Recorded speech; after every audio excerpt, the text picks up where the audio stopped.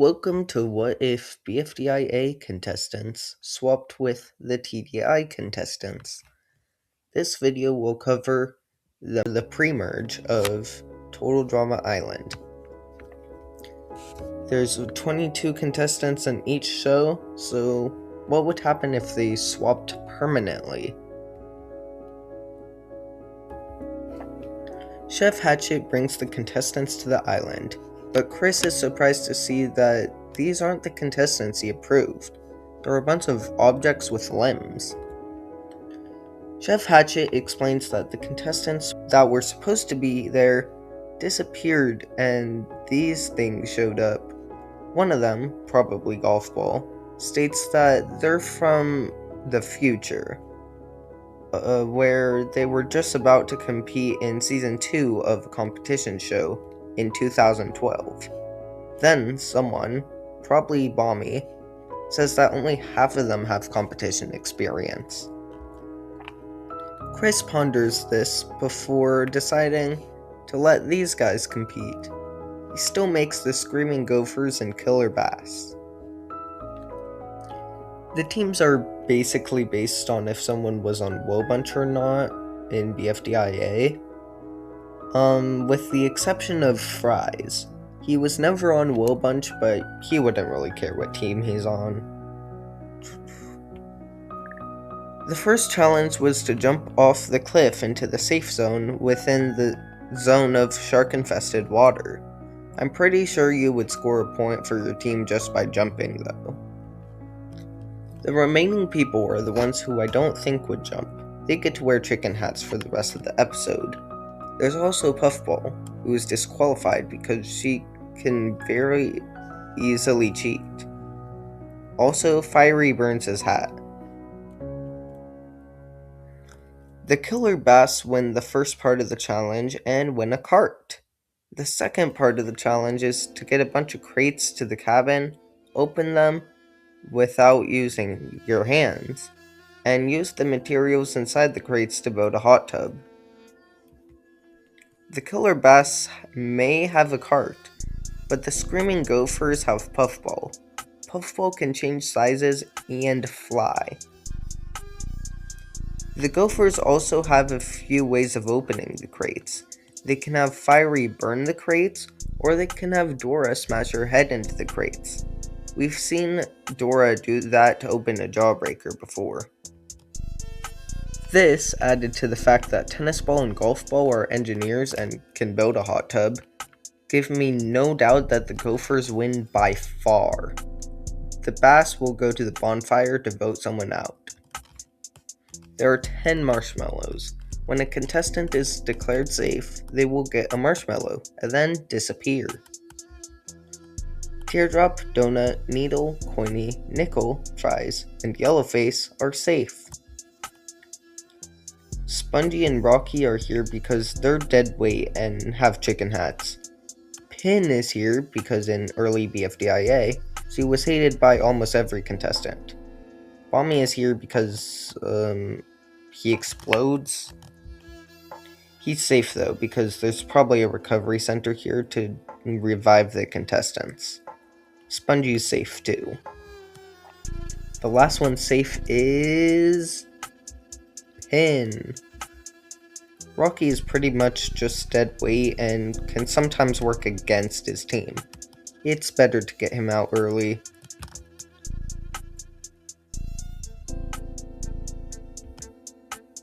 Chris gives the contestants some fake challenges to make them tired before revealing the real challenge, staying awake. It's kind of boring, so I'll just say that it comes down to Golf Ball and Coiny. Golf Ball probably outlasts Coiny. In case you already forgot, here are the rules. There are 9 marshmallows. When a contestant is declared safe, they will get a marshmallow and then disappear. Teardrop, Donut, Needle, Coiny, Nickel, Fries, and Yellowface and Bommy are safe. These guys are here for the same reasons as last time. The last marshmallow goes to Spongy. Pin was really bossy in BFDI, which the contestants have been through in this timeline, even though it technically hasn't happened yet.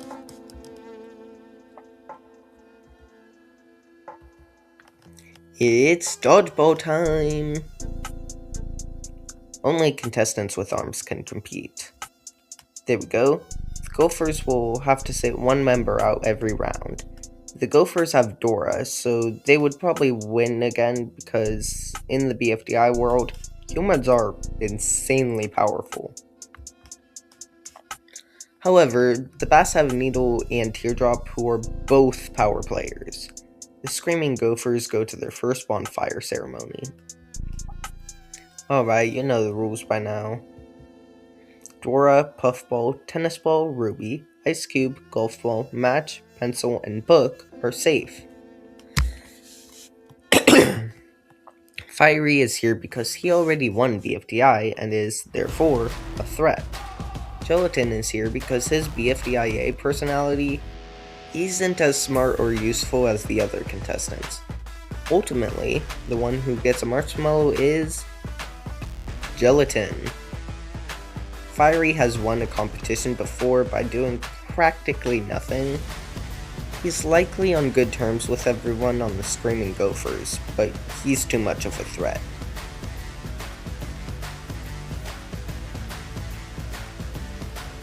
Today's challenge is a good old-fashioned talent show. The teams must send up 3 people to amaze Chef Hatchet with an act. Pencil, the leader of her alliance with Match and Ice Cube, gets in an argument with Golf Ball over who should lead their team this time. Book comes up with the idea that both of them, and a non-biased member, could judge everyone's routines to see who has the best talents.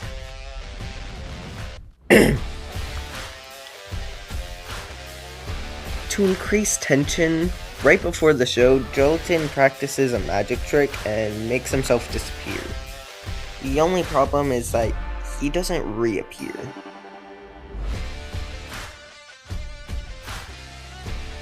Eventually, the Gophers land on sending up Pencil, Tennis Ball, and Gelatin.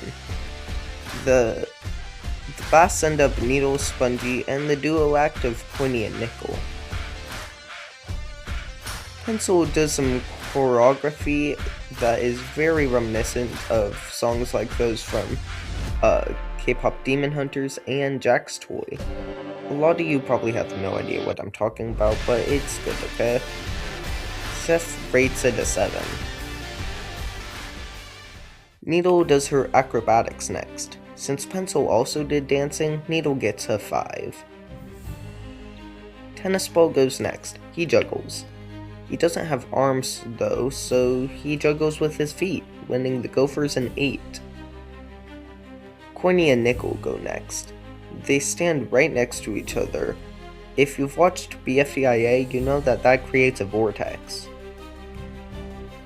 Chris got sucked in. Oh no. Oh well, the vortex also creates money. Chef gets it a 6. It would be a 10, but the vortex warped some furniture. Okay, now Puffball volunteers to take over for Gelatin. She shrinks down to a smaller size. When she comes back, Chris and Gelatin are there for some reason. Chris doesn't care too much, or Chef doesn't care too much for Chris, and we've seen Puffball change size before. That's going to be a 4. Spongy's up last. He needs a 6 to win. He beatboxes. In canon, Chef loved Harold's beatboxing act. Spongy gets a 9. The Killer Bass win. The Screaming Gophers will send someone home. Dora, Puffball, Tennis Ball, Ruby, Ice Cube, Gelatin, Match, and Book are safe. It's down to 2. Golfball and Pencil are both here because they've fought for who should lead the team. The last safe camper is Pencil. Golfball has a reputation for being bossy, plus Pencil has a bigger alliance to back her up. This is probably the time to mention that Ruby and Book also joined the alliance.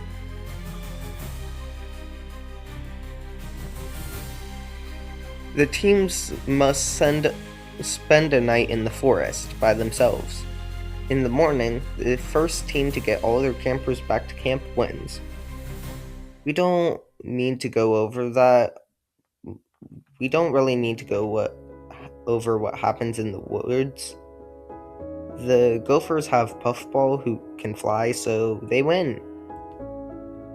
Needle, Yellowface, Coiny, Donut, Nickel, Balmy, and Teardrop are safe. Spongy is here for previous reasoning, and because he's slow. Fries is here because he isn't exactly a team player. Regardless, he's safe. I don't have anything to say. Let's move on. The episode starts with the campers sitting at the campfire discussing their worst fears.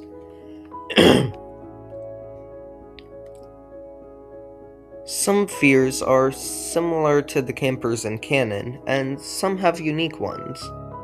The point is, Chris hears these fears and bases the challenges off of them.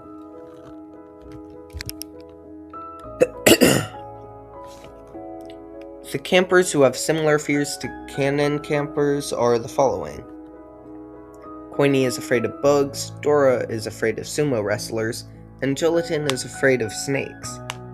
Also, Pencil and Match are afraid of bad haircuts, while Ice Cube is afraid of being in the woods alone. Ruby, Balmy, Teardrop, Donut, and Fries also score a point for their teams. And the campers who were here in canon, the campers who have similar fears to the ones in canon, all score a point for their teams.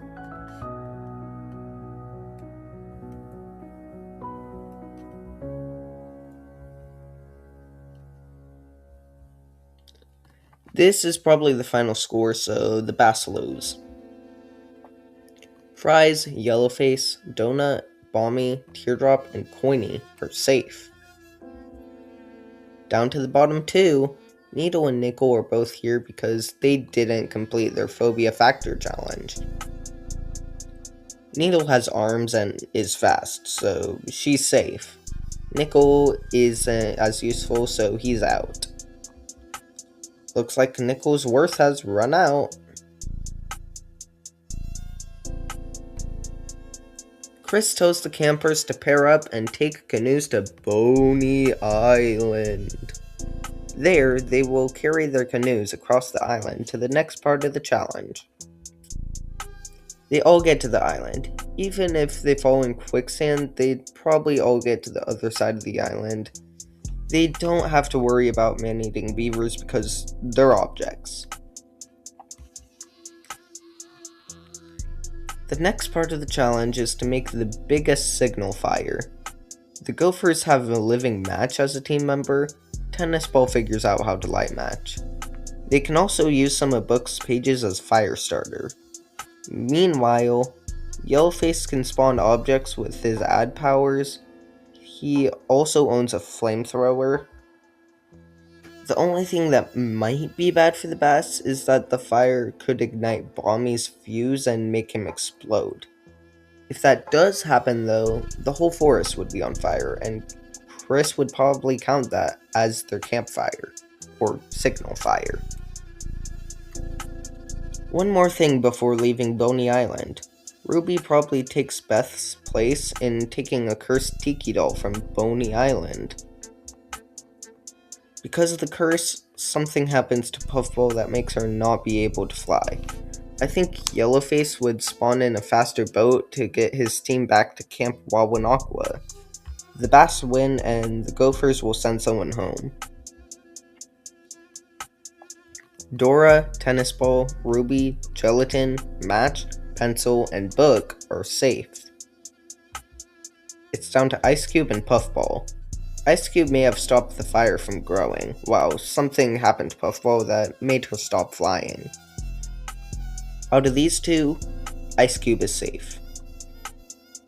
Ice Cube's part of Pencil's alliance, aka the majority of the team, so Puffball is kinda screwed here.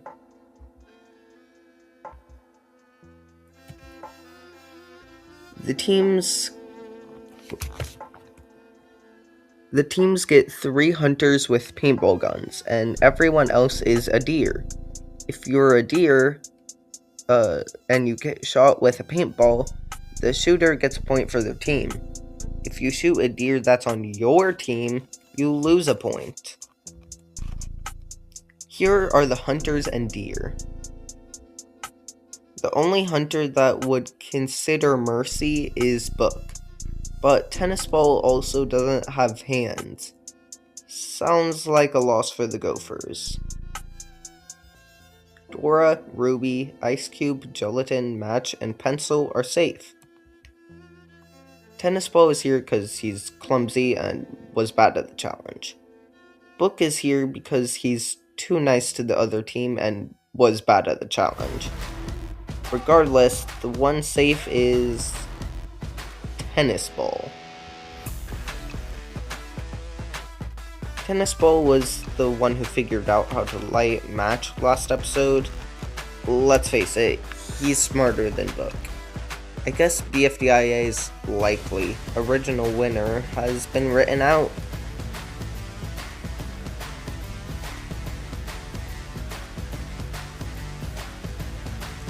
Chris announces a cooking challenge for the campers. Each team will select a head chef to dictate everything about the cooking process. Both teams will serve Chris a meal consisting of a main course, a side dish, and dessert. The team with the highest rating wins. Pencil and Donut are elected as head chefs. Pencil and Donut aren't actually allowed to touch the ingredients, so they both split their teams into groups of 3. Or actually 3 groups of 2. On the Gophers, Match and Ruby are making a side dish, Ice Cube and Dora are making the main course, and Tennis Ball and Gelatin are making dessert. On the Bass, Bommy and Fries are making a side dish, Teardrop and Yellowface are making the main course, and Needle and Coiny are making dessert. Pencil's decided for a Goikian Yoyolandish theme, while Donut wants an Italian theme. The Gophers are making yo-yo stew, a yo-yo berry cup, and yo-yo cake. The Bass are making spaghetti, roasted potatoes, and cannoli.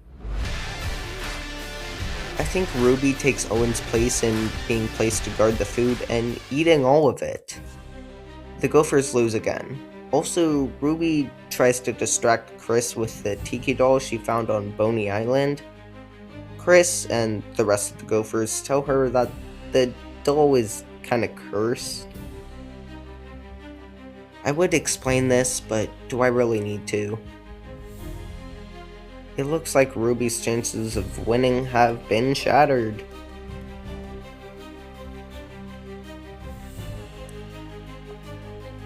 This episode's challenge will test who the campers can trust. First up, Tennis Ball and Match versus Yellowface and Bommy. The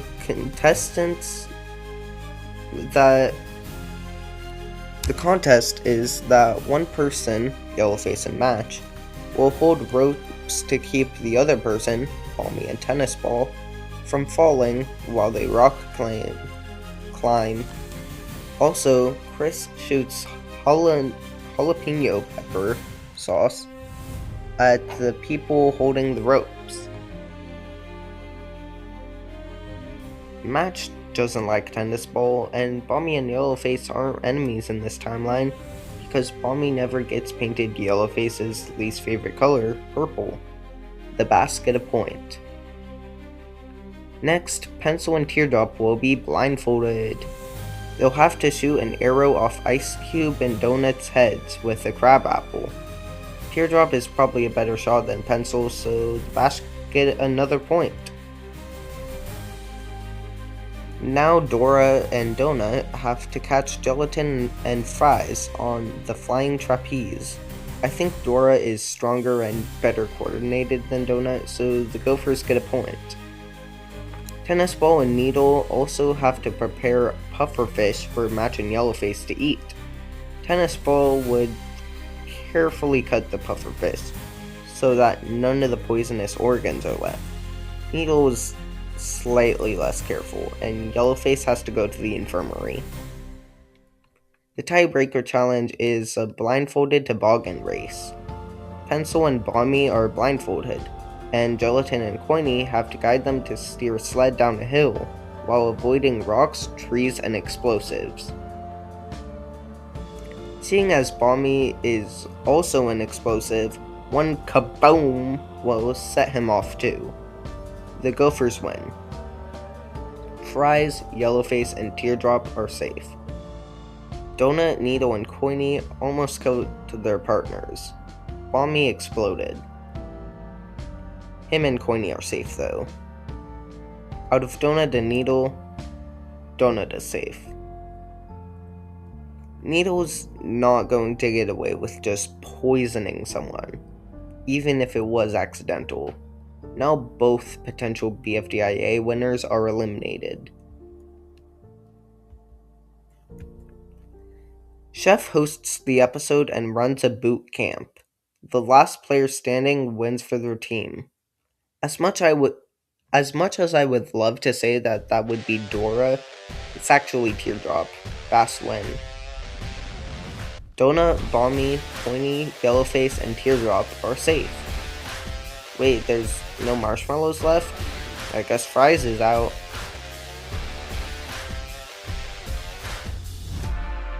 Chris is back.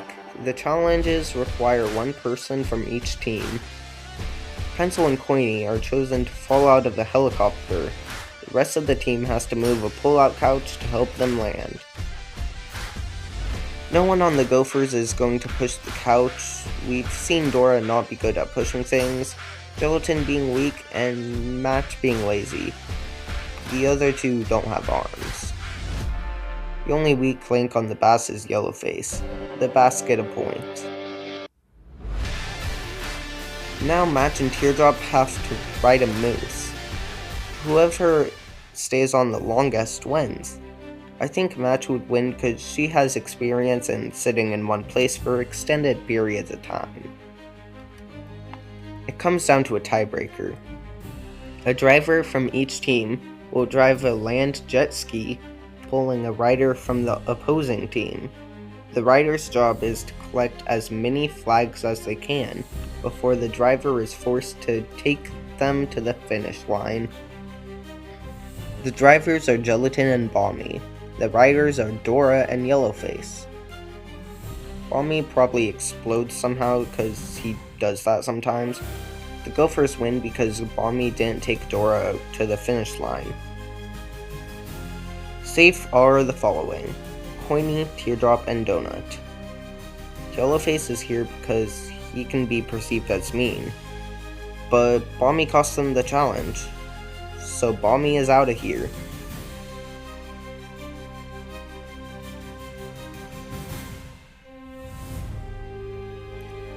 This episode is the last of the teams phase. However, there are no more screaming gophers and killer bass. The challenge is an eating contest.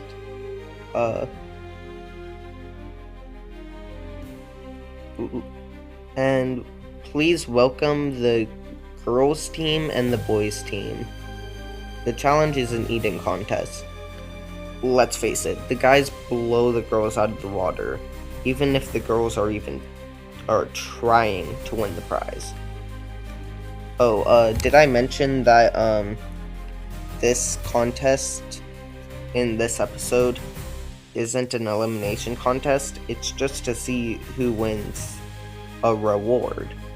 There will be no elimination this episode. Thanks for watching. The next episode will cover the merge all the way up to the finale and post-finale episode. If you want to eventually see what happens to the TDI cast in BFDIA, like the video, and I'll see you guys next time. Peace out.